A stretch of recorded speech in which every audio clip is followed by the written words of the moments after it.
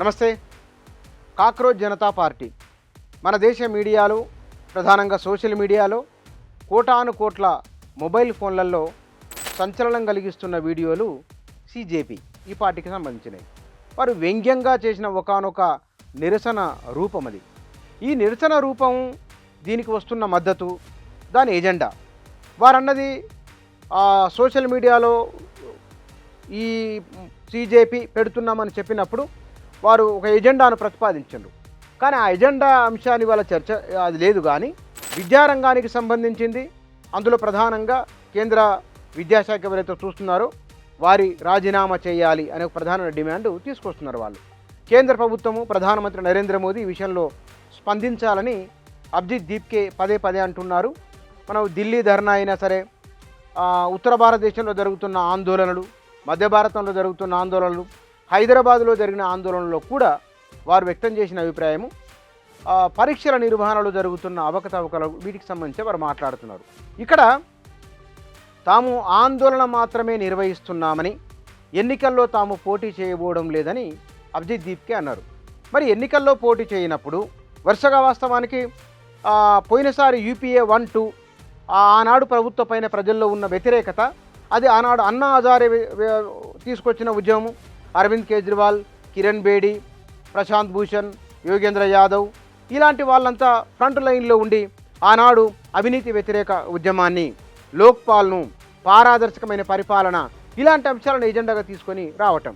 ఆ తర్వాత బీజేపీ వాటిని తనకు అనుకూలంగా మార్చుకోగలిగింది. ఇవాళ వ్యక్తమవుతున్న ఈ అభిప్రాయాన్ని, లేదా ఇట్లా వ్యక్తమవుతున్న ఈ నిరసనను, లేదా నిజంగానే దేశ మధ్యతరగతి, దిగువ మధ్యతరగతి, బీసీలు, ఎస్సీలలో వచ్చిన ఒకానొక అభిప్రాయాలను, వారి వారి కుటుంబాల నుంచి వ్యక్తమవుతున్న అభిప్రాయాలు, లేదా కనుక ఈ ప్రభుత్వం స్పందిస్తే బాగుండే కదా అని ఒక చర్చ జరుగుతున్న ఈ సందర్భంలో ఈ సిజేపీ వీళ్ళు ఎన్నికల్లో తాము పోటీ చేయడం లేదు అన్నప్పుడు ఎవరికి ఈ నిరసన, లేదా ఈ వచ్చిన వ్యతిరేకత? ప్రభుత్వపైన సహజంగా వ్యతిరేకత ఉంటుంది. నరేంద్ర మోదీ ప్రభుత్వానికి ఏ మేరకు వ్యతిరేకత ఉన్నదంటే ఫలానా ఇంత ఉందని చెప్పడానికి లేదు. కానీ ఒకటోసారి రెండోసారి సాధించిన సీట్ల కంటే మొన్నటి లోక్సభ ఎన్నికల్లో ఆ పార్టీ సాధించిన సీట్లు వాస్తవానికి మునుపటి కంటే చాలా తక్కువ. అంటే అది మిత్రులతో ప్రభుత్వాన్ని ఏర్పాటు చేయగలిగింది అన్నప్పుడు ప్రభుత్వ పరిపాలన కాల వ్యవధి పెరుగుతున్న కొద్దీ ఆ మేరకు ప్రజల్లో వ్యతిరేకత కనబడుతున్నట్లు అర్థమవుతున్నది. ఎన్నికల ఫలితాలను బట్టి మనం చెప్పడమే. మరోసారి అంటే వచ్చే లోక్సభ ఎన్నికల నాటికి అది నిరుద్యోగ విషయమైనా సరే, లేకపోతే కనుక ధరల పెరుగుదల అంశమైనా సరే, లేకపోతే కనుక బీజేపీ నాయకులు ఇన్నాళ్ళు చెప్తూ వచ్చిన మాటల్లో ఎన్ని అమలైన ఎన్నికల హామీలనే విషయాన్ని తీసుకున్నా సరే, ఇవన్నింటినీ మనం బేరీజు వేసుకున్నప్పుడు ఎన్నికల్లో ఒక ప్రభావం చూపించే అవకాశం ఉంటుంది. ఇప్పటికే కాంగ్రెసు లేదా కనుక విపక్షాలు అంత బలమైన పాత్ర పోషించలేకపోతున్నది, బలమైన విపక్ష నిర్మాణం లేదు అనే ఒక భావన దేశ ప్రజల్లో ఉన్నది. బహుశా ఇక్కడ విపక్షము బలహీనంగా కనబడుతున్నందువల్లనే కావచ్చు ఈ సిజేపీకి, కాక్రోచ్ జనతా పార్టీకి వాటి నిరసనకు ఎక్కువ మద్దతు లభిస్తున్నట్లు అర్థమవుతున్నది. బహుశా ఆ మద్దతు అది ఓటుగా మారుతుందా అనేది వేరు విషయం. ఇక్కడ ఈ మొత్తం సినారియోని తీసుకున్నప్పుడు, ఈ సినారియో కోణంలో చూసినప్పుడు సిజేపీ ఎన్నికలకు దూరము, నిరసన వ్యక్తం చేసే వారంతా ఎన్నికల్లో పోటీ చేయాలా అని అభిజిత్ దీప్కే అంటున్నారు. అంటే తాము ఎన్నికల్లో పోటీ చేయబోవడం లేదన్నారు. ఈ వ్యతిరేకత రెండు రకాలుగా కనబడుతున్నది. ఒకవేళ ఈ వ్యతిరేకతను సిజేపీ పార్టీ పెట్టి తీసుకుంటే కనుక అది తప్పకుండా బీజేపీకి లాభించే అవకాశం ఉంటుంది. ఒకవేళ ఈయన పార్టీ పెట్టకుంటే కనుక, విపక్షాలన్నీ చాలా బలమైతే కనుక, వారి మధ్య పొరపత్యాలు లేకుంటే కనుక, వారు కలిసికట్టుగా ఉంటే కనుక, రాహుల్ గాంధీ లేదా కాంగ్రెస్ పార్టీ మునుపు భారత్ జోడో యాత్ర చేసినట్లుగా ఆనాడు విపక్షాలను ఐక్యంగా కనబడినట్లు ఉన్నది. అట్లయితే కనుక ఈ ప్రభుత్వ వ్యతిరేకతను తమ వైపు తిప్పుకునే అవకాశం ఉంటుంది. ఈ నిరసనల విషయంలో కూడా కాంగ్రెస్ పార్టీ అప్పుడే బహుశా ఈ సిజేపీ వెనుక ఎవరో ఫలానా వారు ఉన్నారనే భావన అక్కడక్కడ కొంతమంది కాంగ్రెస్ నాయకులు మాట్లాడుతున్నారు. అంటే మరి ఈ నిరసనను లేదా ఈ వ్యతిరేకత ఎంత మేరకు ఉంది, ఏ మోతాదులో ఉంది, దీని పర్సెంటేజ్ ఎంత అనే శాస్త్రీయమైన లెక్కలు లేవు. కానీ ఇది ఎటువైపు టర్న్ అవుతుందనే విషయంలో స్పష్టత లేదు.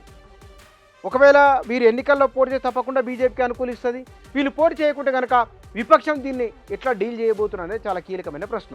అంటే రాబోయే రోజుల్లో రాజకీయ సమీకరణలు ఎట్లా ఉండబోతున్నాయి, ఏ పార్టీ లేదా విపక్షం అధికార పక్షాలు వ్యూహ ప్రతివ్యూహాలకు ఎట్లా ఉండబోతున్నాయి అనేదానికి ఈ సిజేపి వీరు ఎన్నికల్లో పాల్గొంటారో ఏమో అనే చర్చ ఇన్నాళ్ళుగా ఉన్నది.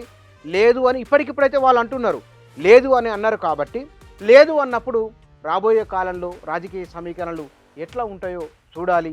ఇప్పటికిప్పుడైతే కనుక ఇప్పుడే ఎన్నికల సమీపంలో ఏమీ లేవు. కాబట్టి రాబోయే కాలంలో సిజేపి ఆలోచన ఎట్లా ఉండబోతున్నది, ఒకవేళ కనుక ధర్మేంద్ర ప్రధాన్ రాజీనామా చేసిన తర్వాత సిజేపి మౌనంగానే ఉండబోతున్నదా అదొక అంశం, లేదా వివిధ అంశాల వారిగా మాట్లాడబోతున్నదా స్పష్టత లేదు. నరేంద్ర మోదీ ఆయన ప్రభ ఇప్పటికీ బలంగానే ఉన్నది. ప్రజల్లో వ్యక్తిగతంగా నరేంద్ర మోదీ పట్ల ఆరాధన భావన ఇంకా బలంగానే ఉన్నది. విపక్షం బలహీనం ఇంకా అట్లాగే కనబడుతూ ఉన్నది. నిజంగా విపక్షం ఎంత బలం వచ్చిందో కూడా మనకు దానికి శాస్త్రీయమైన లెక్కలేమి లేవు. ఒకవేళ అధ్యయనం జరిగితే కనుక తెలుస్తుంది కావచ్చు ఏమిటనేది. ఈ అన్నింటి మధ్య, ఇన్ని ప్రశ్నల మధ్య ఒకానొక స్టేట్మెంట్ తాము ఎన్నికల్లో పాల్గొనడం లేదు అనేది. ఇవన్నింటికి ఎవరి బలమేమిటి, ఎవరి బలహీనత ఏమిటి, ఏ రాజకీయ సమీకరణ ఎవరికి అనుకూలంగా ఉండబోతున్నది అనేది బహుశా కొద్ది రోజుల్లో, కొద్ది మాసాల్లో ఎంతో కొంత వీటిపైన అవగాహన వచ్చే అవకాశం ఉన్నది. Thank you.